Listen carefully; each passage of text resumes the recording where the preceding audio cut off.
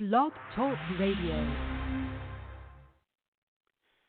bakunzi ba radiyo iteme nongeye kubasuhuza kandi mbaye ikaze mu biganiro by'uyu mugoroba. turi ku itariki ya 7 Nyakanga mwaka wa 2020 muri kumwe nanjye Jean Paul Turayishimye mu kiganiro cyacu cyo kuri uyu mugoroba.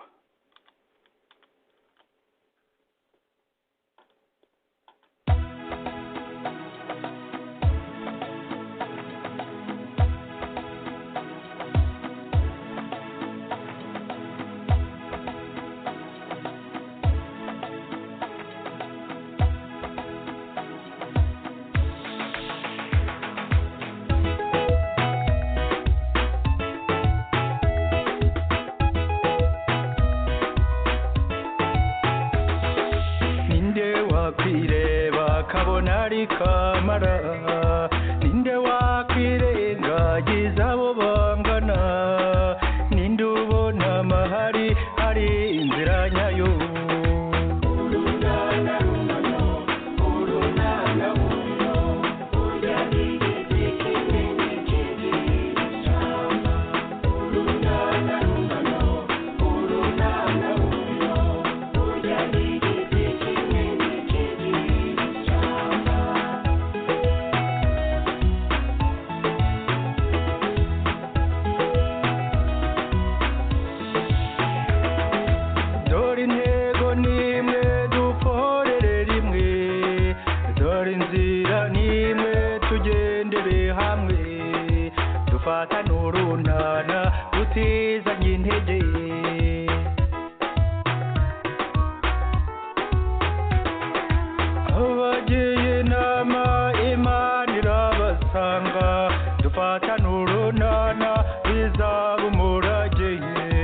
Abacuruza amoko bayaburira isoko.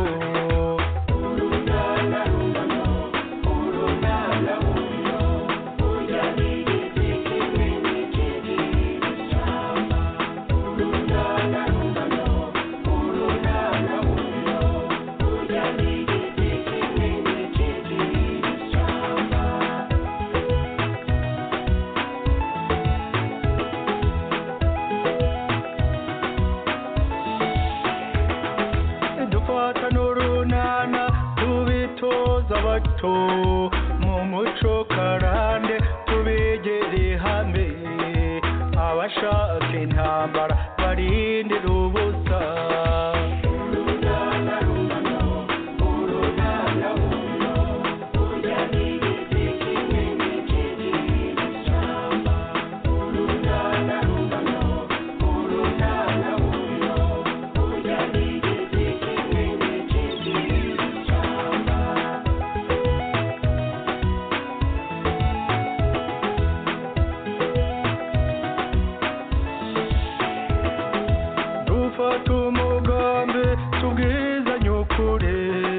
Twandika amateka azira ubuhemu, tureka amateko tweme kuba umwe.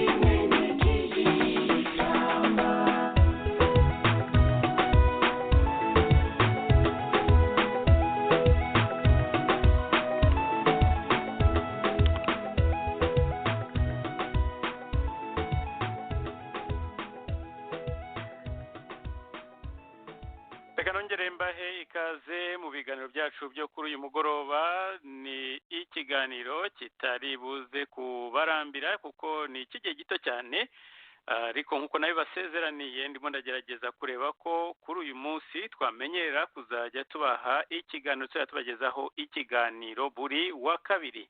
Urero nk'uko nababwiye ntabwo izina ntituraritegura cyangwa se ntituraribageza, ariko mu minsi ya vuba ndetse munsi y'icyumweru nshobora kuzabaha izina ry'ikiganiro cy'umunsi kugira ngo muzajye mumenya uko mushobora kugishaka, haba mu mashakiro nka za YouTube cyangwa se no muri za Google cyangwa se izindi interinete aho mushaka ibiganiro byacu.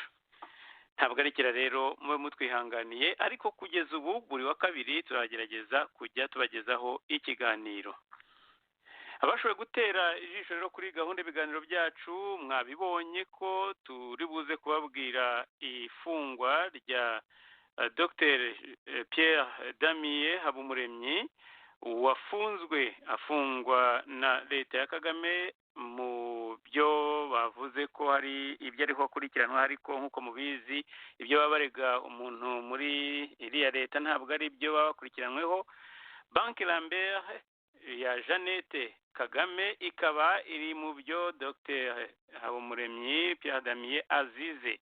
Ibyo rero turaza kubigarukaho mu kanya gato cyane, tubibasobanurire amakuru dufite ndetse tukinakorera itohoza, ndetse hakaba harimo nuko n'umukuru wa Republican Guard cyangwa se ingabo zikuriye nako umukuru ukuriye ingabo zirinda Kagame, ubundi abandi bakunze kubita aba GP cyangwa ni garde presidentielle, n'ubundi akaba rero ariho nawe arebwa igitsure. Bamwe bakatubwira bati ubu nta nubwo nyakubahwa hakimuhamagara no kuri telefone, ashobora kuba amerewe nabi, bakanavuga ko ndetse waba muteye ikibazo ari Jeannette kubera iyo Banki Lambert. Muri Congo umwuka mubi hagati ya PPRD ya Joseph Kabila ndetse na UDPS ukomeje kuvugwa, ndetse abo muri UDPS bakaba bashinja abo muri PPRD kuba bashobora kuba ari inyuma yari bendera rya Nord ngo bamanitse, bavuga ko bashaka ubwigenge bwa Nord Kivu. Ibyo rero byagaragaye mu minsi yashize aho amafoto yagiye akwirakwiza ku mbuga nkoranyambaga bagaragaza amabendera arimo umuhondo n'ubururu ko Nord Kivu ishaka kwigenga, kandi mu by'ukuri bakavuga ko ari propagande zishaka gutesha umutwe no kunaniza Perezida Tshisekedi. Twagerageje gushaka kubashyira audio ya TV5 ivuga iyo nkuru, ntibyadukundira, ariko nitubasha kuyibona turaza kuyibashyirira muri studio, cyangwa se nitabikora uyu munsi tuzabibagezaho mu minsi ya vuba. Nyuma gato yuko mumaze kumva ko umukuru cyangwa se umuyobozi wa Universite ya Kibungo yatawe muri yombi cyangwa se none mubabarire ishuri Kibungo yafunzwe, iryo shuri ko ryafunzwe bataye muri yombi umuyobozi mukuru wabyo. Aha rero nkuko nababwiye nabwo ntabwo ndi bujye muri idonido ry'iyi nkuru kuko ari inkuru irimo iperereza twatangiye, nkuko nababwiye ririmo umupadiri wishwe na FPR kuri iriya universite, aza amaze gupfa aza gusimburwa. Umupadiri bavuga ko yahembwaga miliyoni imwe gusa yo kuba umuyobozi w'iryo shuri, amaze kumuhitana bajyanayo Dr Silas Rwakabamba, we bahita bamushyiraho umushahara wa miliyoni 5. Icyo kiyiri iryo tandukaniro ryo misha miliyoni 4 hagati y'uwo yasimburaga. Abantu benshi bavuze ko kugira ngo bahombye iriya universite, noneho kandi bakaba bishoboka ko babigezeho. Bakabamba rero ntiyahamaze kabiri yarahavuye, umuyobozi wari uhari nako bazanye nabo bamusimbuye, ubu bakaba bamutaye muri yombi. Nkuko nababwiye ntabwo nshaka gutinda kuri iyi nkuru, yo ntabwo nyigarukaho kubera ko gusa navuze ko tukikorera iperereza. Ndagira ngo mbabwire yuko iyo nkuru koko igikorerwa iperereza, tuzayibazanira irambuye kandi ifite ibimenyetso byose. hari izindi nkuru nigeze kuvuga nabwo tugikora iperereza, murabyibuka mu biganiro byacu byashize tuvuga ukuntu Kagame yakoresha inama akavuga ko umuntu wese uzajya anyura ku mupaka utari rusange bajye bamufata ngo nk'uko yabyise ngo nka aduyi, umwanzi. Niko byagendekeye rero uriya bariya basore nako babiri bo mu nkambi ya Mahama, ni Mahama mbabarire ntabwo ni Mahama, ni inkambi y'impunzi y'abarundi, bakaba rero barabarashe kiyaga. Mu by'ukuri ntabwo bavuga ko bari batwaye ibiyobyabwenge, ntabwo abo barashe si bo babyivugiye, icyo babahoye nibo bonyine bakizi.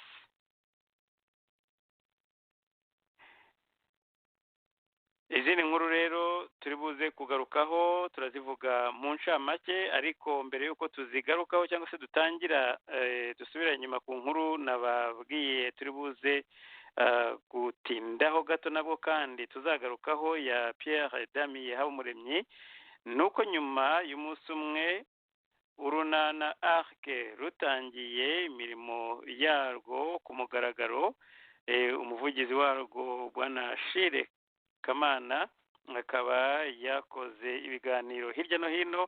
Kuri mugoroba turabagezaho ikiganiro kigufi yagiranye na radiyo Ijwi rya Amerika, aho yabwiraga abanyarwanda ikizakurikira cyangwa se ikigenderewe nyuma yo gushinga urwo runana.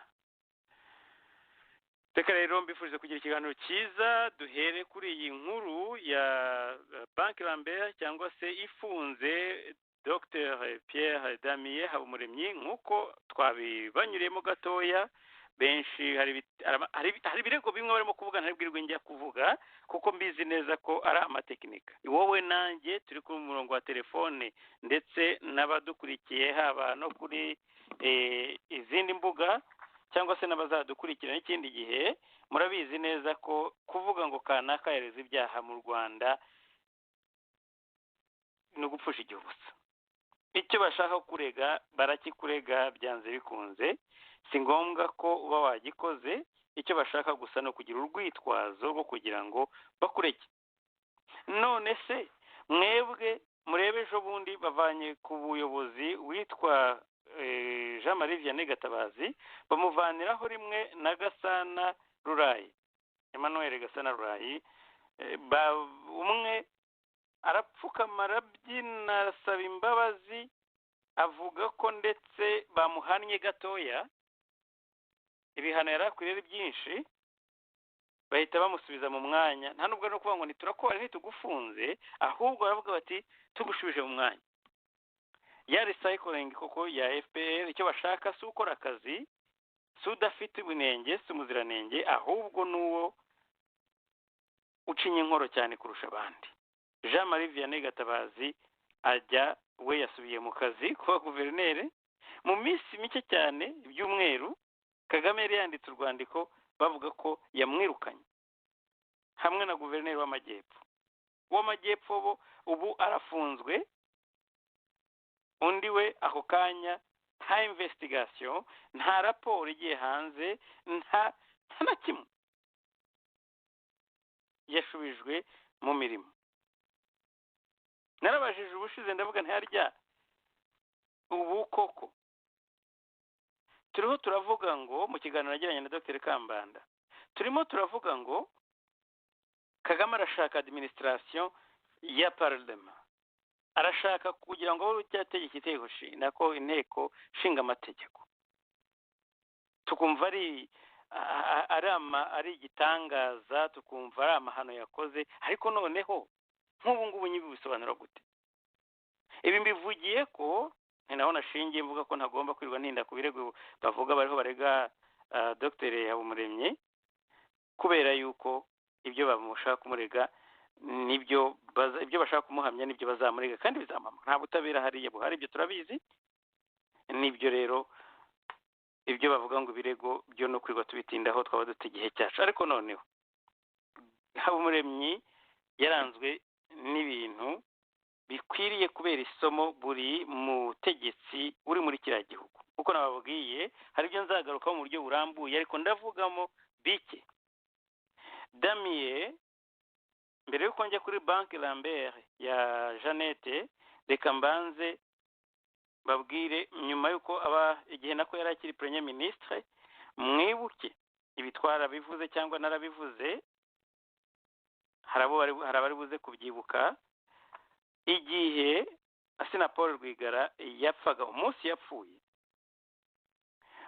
muri investigation ndende nakoze kandi ngashyira ahagaragara navuze ko bamwe bazi cyangwa se bagambani bari mu bugambanyi bwa Asina Paul Rwigara harimo Pierre Damier Habumuremyi. Gute rero kuko umunsi yapfuye yari yamuhamagaye ko ngwaza bagakorana bakagirana ibiganiro bishingiye ku nzu ya Rwigara yari ndumva ari ku Kibuye ngo bashakaga ngo kuzayikodeshamo bakayikodesha bakagira iryo shuri. Niba ushobora kumbwira ko iyo ari coincidence nuko yenda wabuze ibindi birenze twebwe ibyo tuzi, ariko ibyo byo kumva ngo bamenye aho Rwigara agiye bahamagare ngo bagiye gukodesha inzu ye, ntabwo premier ministre yari ayoboye umubano Rwigara yari afitanye na leta muri icyo gihe utari mwiza na busa, kumva ko noneho yari naif ku buryo yashaka kujya gukodesha inzu ye, ntabwo mbihamya, ntabwo mbyizera ndetse ndabishidikanyaho cyane. Kandi yaramuka avuyeyo cyangwa se ari hajyayo ntiyongeye kugaruka ukundi. Icyo ni kimwe. Icya kabiri, impamvu reka yenda wowe niba watekereza ukavuga uti ku bya Rwigara yenda hari urumva ntabwo mufite ibimenyetso bihagije, ariko si ukuvuga ko ntabifite. Twabivuze, ndavuga niba waba nkawe wumvise iyi connection bwa mbere ushobora kugira gushidikanya.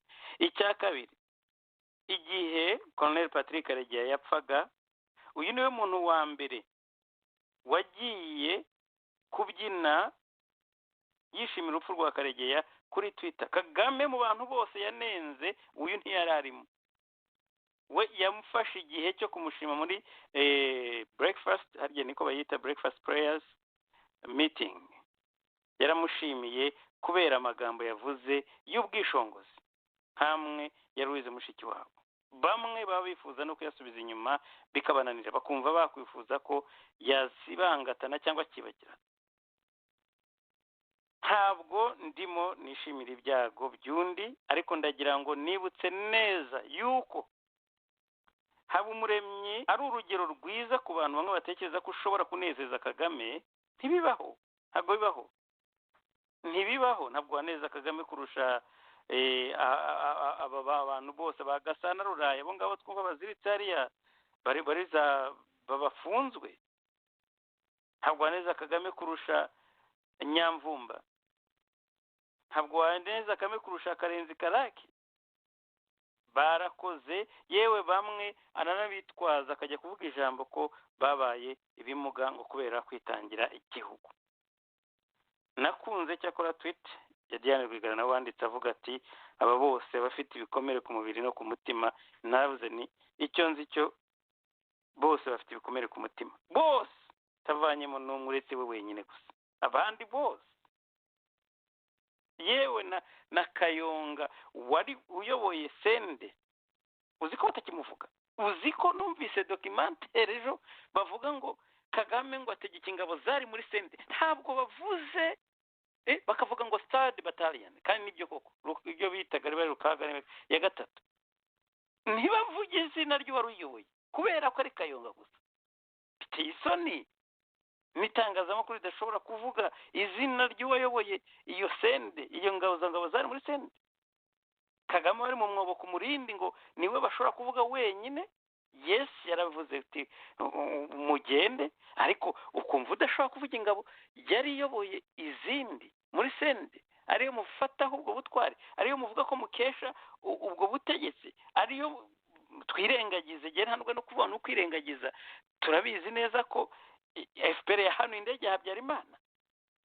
Iby'inkiko n'iby'inkiko, ibya politike nabyo bishingiye kuri ibyo nabyo n'izindi. Ariko noneho ibimenyetso bimaze gutangwa ni byinshi, niyo bavuga bati evidence scientific zo ntibitwereka ibyo, ntabwo jyewe ari jyewe yenda wajya kubinyomoza, ariko ibyo tuzi buri munyarwanda wese arabizi. Noneho rero tuzi urwo ruhare Kayonga yari afite hariya muri sende, bakaba uyu munsi ku itariki ya 4 ejo bundi Nyakanga bahangara bakavuga ngo ubutwari bw'inkotanyi.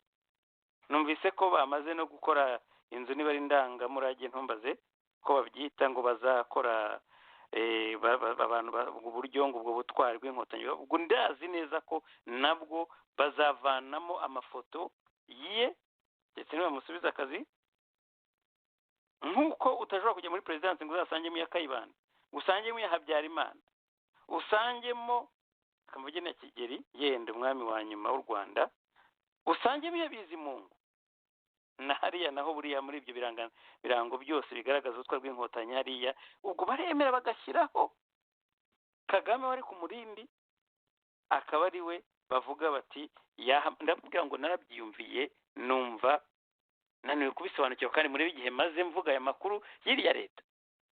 Bakavuga bati batayo ya 3 ingabo zari muri sende, Kagame arabwira ngo musohoke. Bashaka kuvuga Kayonga kindi rwara imeze gute, wagira ngo ni nk'ikintu gikora mu kirere cyonyine gusa gitegeka bikaba nta kindi kibayeho, maji ari maji.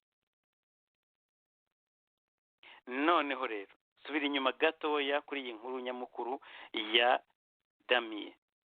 Abo bantu bose bashobora gutuma wumva ko wakoze ibihagije kuri Kagame, ukamukorera ukamunezeza nibiye. Hari ibyo by'urupfu rwa Karegeya, hari urupfu rwa Rwigara na Paul. Si ibyo gusa, uyu mugabo yabaye bamuhaye akazi nyuma y'amezi 7 haravuye ku bwa premier ministre, bamuhaye akazi ngo ko kuyobora, ngo yabaye perezida w'urwego rw'igihugu rushinzwe intwari z'igihugu, imidari n'impeta y'ishimwe.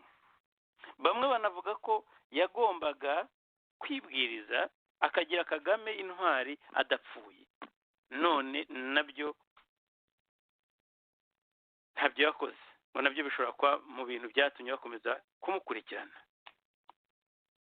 Mwibuka ariko mu bindi byabaye yuko uyu mugabo Habumuremyi yigeze kubazwa ngo kuvuga ko hari inama za FDLR zakoraga muri hoteli, muri moteri ye yubatse. Hari moteri yubatse, ikintu nacyo kidashoboka cyangwa se FPR itajya yihanganira muri competition kumva ko afite moteri bwabyo. Icyo cyari ikibazo, ariko yaje gushinjwa hari muri 2014, ni mu nkuru yasohotse Banza Rushyashya ariyo yari yanditse, aho Rucagu akiri umukuru w'itorero yanditse, yavuze muri aya magambo ngo yabwiye Rushyashya ko ahamya ko Habumuremyi Pierre Damien wari minisitiri w'intebe yari azi iby'umugambi wa FDLR wo gutera u Rwanda iturutse mu majyaruguru. Rucagu Boniface avuga ko Habumuremyi Pierre Damien yari inshuti magara y'uwitwa Nsengimana Alfred, muramwibuka yarashwe bavuga ngo yashaka gutoroka kandi yari ku mapingu, yari yambaye amasheni ku maguru. Uwo yari umunyamabanga shingwa w'umurenge, ubwo bibagiye yenda kuvuga bikorwa wa Gashaki, waje kwimurwa mu murenge wa Cyuve kubera igitutu cya Habumuremyi washaka ko yahabwa kuyobora umurenge wa Muhoza ari mu mujyi wa Musanze, bikananirana akaza guhabwa umurenge wa Cyuve byegeranye. Rucagu akavuga ko inama zose z'ubugambanyi zayoborwaga na executive w'umurenge wa Cyuve Nsengimana Alfred, ngo yaje kwitaba Imana arashwe, zaberaga kuri hoteli ya Habumuremyi Pierre Damien iri ku biyaga bya Burera na Ruhondo. Ngo fagitire z'ibyo banyoye zikishyurwa na Habumuremyi Pierre Damien. Ngo uwo uriya barashe ngo yari afite icyumba araramo kwa Habumuremyi Pierre Damien mu rugo, niho yacumbikaga ngo iyo yabaga yaje i Kigali. Donc relation gusa yarafitanye yenda na Habumuremyi, bavuga ko bariho batera bafite umugambi wo gutera cyangwa bazi umugambi wa FDL, ariko naho mukibaza ukuntu bongeye bakamwizera bakamuha ibindi byo gukora, ibyo babimenye ntabwo ushobora kubinsobanurira. Iyi nkuru rero ya Damien Pierre Damien nako mbabarire Pierre Damien Habumuremyi nzayigarukaho kubera ikibazo cy'iperereza tukirikoraho nk'uko nabibabwiye ku ruhare yagize mu bugambanyi bumwe na bumwe at least cyangwa se uko babivuga. Ibyo ni byiza ko tuzabiva imuzi. Banke Lambert rero akaba ariyo ikirihurizo kugeza uyu munsi. Jeannette Kagame afite Banke Lambert zose hafi ya zose mu mujyi ngo nize. Ruwirirwa Gasana akaba afitemo nawe afite za komisiyo. Amafaranga ava hehe rero? Ngo amafaranga ya za frais de mission ya yindi birirwa mu madege bagenda yaje kuba menshi bakabura icyo bayakoresha, bakavuga ko baramutse bayajyanye hanze byagaragara nabi nk'ubugambanyi cyangwa se no kudakunda igihugu. Bavuga ko bashaka kuinvestisa mu gihugu bagakora banki zo kunguka zira nyine za Lambert, ariko zisaba inyungu nyinshi cyane, zimwe bagwatiriza ibintu byabo. Damien rero izo ubwo bamuhombyaga kurumva kujya gukora competition ngo arashaka kugira amashuri, yaje kunanirwa kujya yishyura imisoro nako ibintu bye by'amananiza bamushyizeho, biba ngombwa ko atangira kujya kwiguriza kuri ziriya banki Lambert. Ni kwa kundi bavuga ngo ni ukujya kurega Yesu ku Mana. Avuye muri ayo mabanki bamunanije kwa ya Kagame, arangiza akajya gufata ya ba Nyiramongi. Izo banki rero ayo mafaranga nabwo imisoro ibyo inyungu bamushyiriyeho ntiyabashaga no kuzishyura, kugeza ubwo atagishoboye ibintu byose yagiye agwatiriza bazatwara n'ibindi baratwaye, none agiye muri gereza. Ishuri nka rero ry'abanya rya Kibungo. Ibyo byose rero kwa guteza imbere igihugu, ibyo yumvaga ngo arateza imbere u Rwanda n'abanyarwanda, bikaba bimubereye imfabusa. Iyi nkuru nyisoreje aha ngaha, ntabwo ndi buyigarukeho, ariko tuzayigarukaho ikindi gihe, twayivugaho byinshi. Nanababwiye ibyo muri Kongo mumbabarire, ndabizi ko muba muvuga muti uvuga uti ubutaha, murabizi ko iyi ni inkuru ikomeye cyane, kandi nababwiye ko hashobora kuba hari byinshi bijyanye nayo mu karere kose, kuko mu makuru y'uyu munsi nashaka kubagezaho naho noneho batura bakavuga ngo bambusanya mu isi na Kabila bashobora kuba ari inyuma y'iki gikorwa. Ibyo ni ibintu bikomeye cyane, ni ibirego bikomeye cyane kumva wari perezida w'igihugu bashima ko yabaye umubyeyi wa demokarasi, noneho bakamurega kuba ari inyuma yo gushaka gucamo Kongo ibice, biriya bita balkanization. Byaba bikwereka isura yo mu gihe kiri imbere. Bakavuga cyakora ko Tshisekedi yarakaye cyane, ariko abakekwamo harimo abo bambusanya mu isi ndetse na Kabila, bakavuga ko yaba abiri inyuma.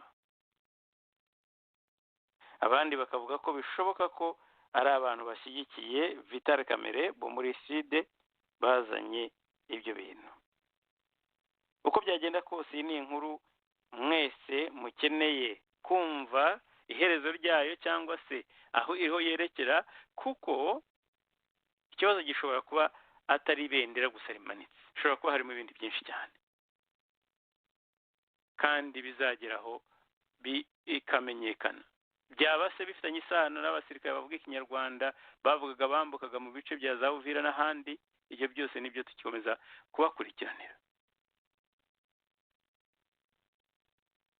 bakunzi ba radiyo itemero kuri iri amakuru mbere yuko nsohoka ndaza kubaha inshamake y'andi makuru, ariko mbere yuko dukomeza nashaka kugira ngo nk'uko nari nabibabwiye ku bijyanye n'urunana cyangwa arike rwavutse ejo, umuvugizi warwo Shire Kamana akaba yagize ikiganiro kigufi na radiyo ijwi ry'Amerika. Reka rero mwumve interview yagize avuga ibikurikiye cyangwa se abwira abanyarwanda ikizakurikiraho cyangwa se ibyo babahishiye cyangwa se ibyo bagomba kuzatega amaso mu gihe kizaza. Ku murongo wa telefone mugenzi wacu Geoffrey Mutagoma yavuganye na Bwana Kamana Achille, umuvugizi w'uyu mugambwe, atangura avuga impamvu bashinze uwo mugambwe. Ubutegetsi bwa Kigali bufite imikorere itubaha uburenganzira bw'ikiremwamuntu mu buryo bwose bubaho, bwaba mu buryo bw'amikoro, bw'umutekano, bw'ubuzima gatozi, nta kintu na kimwe cyubahwa mu Rwanda kijyanye n'ubuzima. Impamvu rero tubayeho cyangwa se n'impamvu tuje ni uko dushaka iki kintu gikosorwa, hanyuma tukakigiramo imbaraga nyinshi cyane n'uruhare rwinshi cyane, kuko tuzi ko abanyarwanda bose banyotewe n'icyo kintu cyo kugira ngo hagaruke amahoro n'ituze n'iterambere rigera ku bantu bose, ritagera kuri bamwe cyangwa se kugatsiko k'abantu bamwe. Amashyaka menshi avuga ibyo ngibyo, akorera mu buhungiro, akorera hariya mu Rwanda. Ni iki gitandukanye muzanye, kuki mutiyunga kuri ayo mashyaka niba ibyo muvuga ari bimwe mugafatanya mukagera ku cyo muvuga ko muharanira? Igishyashya tuzanye nta kindi, ni uko dufite ibikorwa byanatangiye n'ibindi bizakurikiraho. Ibyo bikorwa bizivugira, abantu bazabibona. Ntabwo tuje turi abantu bavutse ejo bundi cyangwa se batangiye uru rugamba ejo bundi, tuje dufite impamba nini cyane ya experience. Iyo mpamba rero turayizeye, ndetse n'abo turi kumwe benshi cyane n'abandi bazatugana ko nabyo turabyizeye. Ni ibikoresho bikomeye cyane bizatuma tugera ku ntego twihaye kandi mu gihe cya vuba.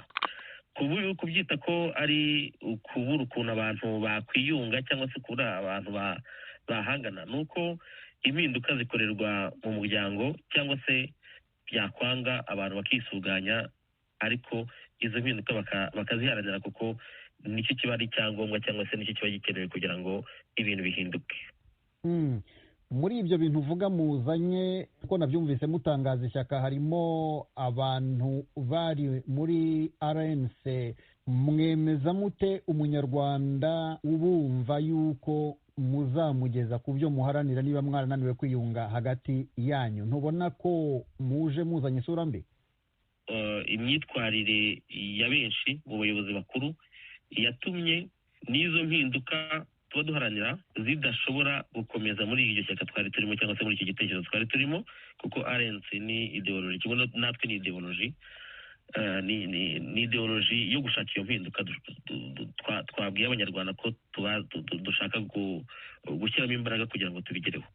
Rero ku bijyanye n'uko tutabashije kuvugana cyangwa se no kwiyunga n'aho twahoze muri RNC, ndashaka kubwira abanyarwanda yuko atari ukuri, kuko inzira nyinshi zarageragejwe, yewe n'andi mashyaka yari yibumbiye muri P4 cyangwa P3 nayo yagerageje kugiramo uruhare, ariko inzira y'ibiganiro irananirana. Mbere y'uko n'iyo nzira inanirana, bamwe mu bari bagize RNC bagerageje gushaka ko habaho inzira y'ibiganiro cyangwa se ko habaho ibikorwa bigamije kuzana amavugurura mu muryango kugira ngo usubire mu nzira nziza wari watangiye, ariko birananirana. Ni ukuvuga ngo ntabwo abantu bashobora kwiyunga mu gihe badashobora no kuganira, ariko mu buryo tutabashije kuganira, uruhare rwacu rwo gushaka ko habaho inzira y'ibiganiro twe twararukoze, ndetse n'inyandiko nyinshi zagiye zisohoka, mwagiye mubona ko ababishatse bose, nanjye ndimo, twagiye twamaganwa cyangwa se tukirukanwa ako kanya. Ubwo rero ndakeka ko ikibazo aho cyari kiri ni aho ngaho, ndetse no kuba icyo kibazo cyari gihari nicyo cyatumye nabyo tunavuka, ariko ntibishingiye aho ngaho gusa. Ni uko n'amavugurura twifuzaga muri RNC ajyanye n'urugamba turiho rwo gushaka impinduka zo mu Rwanda. Ni ukuvuga ngo gahunda cyangwa se ibyadukuriye muri RNC biracyahari, ni uko gusa bigiye gukorerwa mu yindi organization, kuko iyo twari turimo twabonye ko bidashoboka. I Kigali mu Rwanda hari abantu bari mu nkiko bakurikiranyweho ibyaha bitandukanye, harimo abavugwa yuko bari ingabo z'umutwe wa RNC, harimo n'abandi bavuga ko bari ingabo z'umutwe wa FLN. Abo bose ni abantu bari bafite imigambi yo gukora icyo bise kubohoza u Rwanda, nubwo muri iki gihe babivuga mu buryo butandukanye bari mu rukiko. Namwe muzarwana? Twavuze mu itangazo ryacu ko dushyize imbere inzira y'ibiganiro, kandi impamvu twayishyize imbere ni uko twizeye ko ibyo biganiro bizabaho kandi bikagenda neza. Ariko ntawumenya uko urugamba nk'uru nguru rurangira. Twe dukomeje kwizera neza ko leta y'u Rwanda izumva ko abanyarwanda bakeneye impinduka, izumva ko igomba kwicara ku meza hamwe n'abatavuga rumwe nayo kugira ngo ibintu bigaruke mu murongo. Iyo nzira turayizeye kandi turayishyiramo imbaraga zose zishoboka. Izindi nzira ndumva twazaziganiraho igihe kigeze, ariko kuri ubu ngubu twebwe icyo dushyize imbere kuko maze kwivuga ni inzira y'ibiganiro. Cyakora nkavuga nti leta y'u Rwanda niyumva ko abanyarwanda bagomba kuba bacishwa ahangaha, inzira zose cyangwa se uburyo bwose bushoboka bwaba bwa resistance bwaba bwa revolution buzakorwa. Bwana Kamana Achille, umuvugizi w'urunana nyarwanda ruharanira impinduka, ndagushimiye cyane kuri iki kiganiro ha Ijwi ry'Amerika. Murakoze cyane Bwana Geoffrey.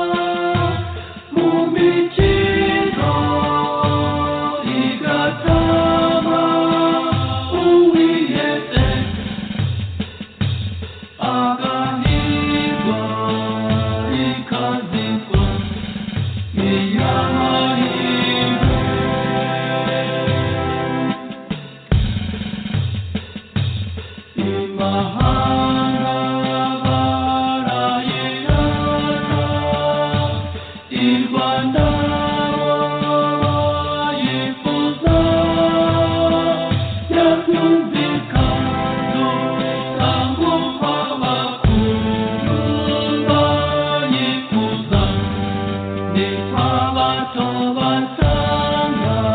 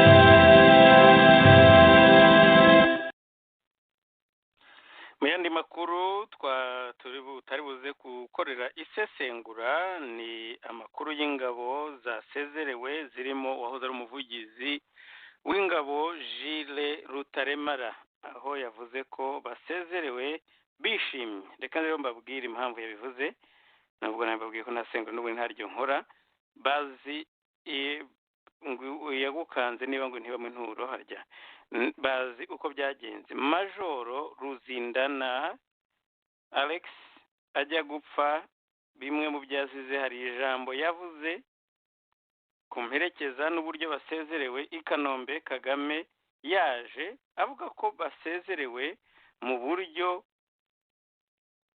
budahesheje icyubahiro, cyane cyane ko ni zimwe mu mperekeza bahaga abasirikare bazibahaga ari za avance kandi nabwo ntibazibahera icyarimwe, hanyuma bagatangira kujya babura n'amafaranga yo gutega bisi bakiva mu gisirikare.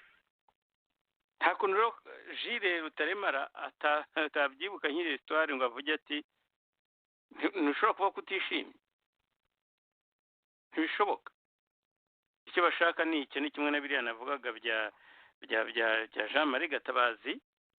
Muzi neza ko atari ibanga, atari ugusebanya.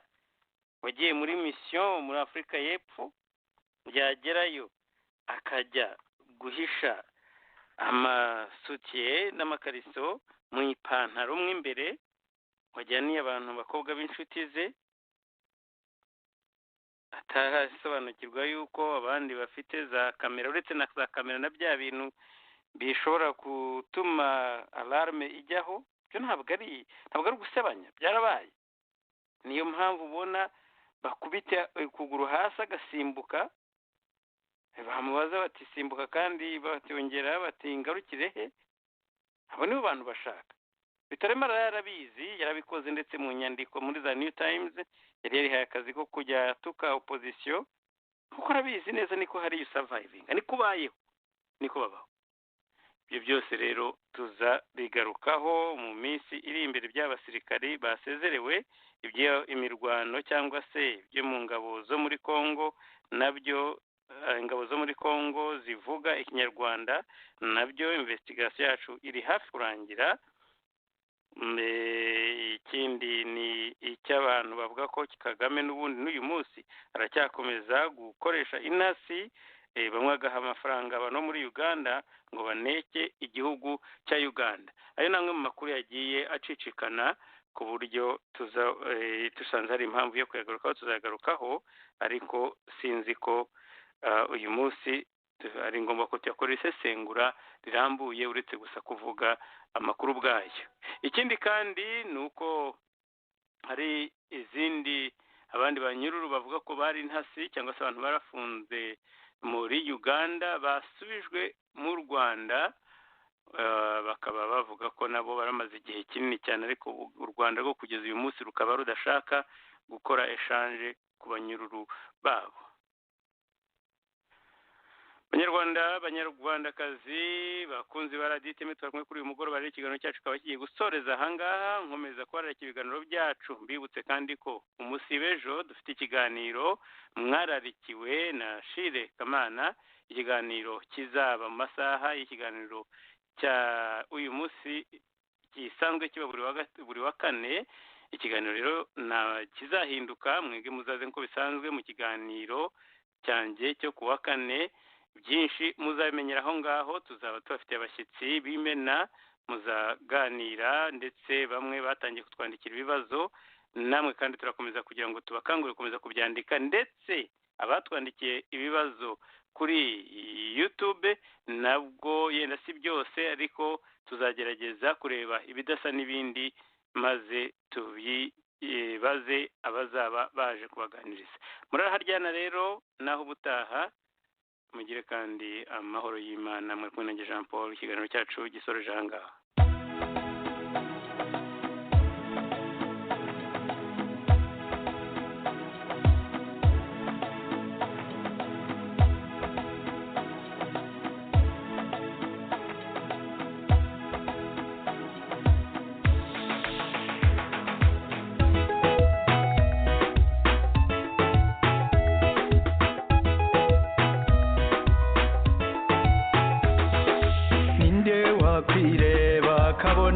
Kamara ninde wakwirengagiza abo